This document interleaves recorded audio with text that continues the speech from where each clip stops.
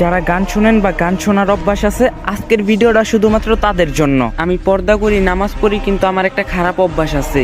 আমি একা রুমে ঘুমাই, তাই সাউন্ড দিয়ে গান ছেড়ে প্রতিদিন ঘুমাই আর সকালে উঠে বন্ধ করি। সেদিন রাতেও মায়ের হাতে ইলিশ মাছের তরকারি দিয়ে ভাত খেয়ে গান ছেড়ে ঘুমাইতে যাই। একটার পর একটা গান আসছে। মধ্যরাত, খুব অশান্তি হচ্ছিল আমার। সামনে তাকিয়ে দেখি একজন লোক দাঁড়িয়ে আছে, দেখতে আমার মতো না কিন্তু ভিন্ন।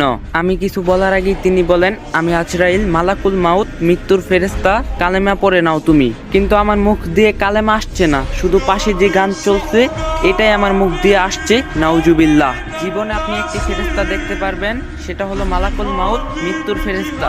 আমি ছটফট করতে লাগলাম আর কালেমা পড়ার চেষ্টা করলাম, কিন্তু কোনো রকমেই মুখ দিয়ে কালেমা আসছে না, আর পাশ থেকে গানও বন্ধ করতে পারছি না। হঠাৎ চিৎকার দিয়ে উঠে বসে পড়ি। পাশে দেখি সাদা কালো সাদা গান চলছে, সাথে সাথে সাউন্ড বক্স ভেঙে ফেললাম।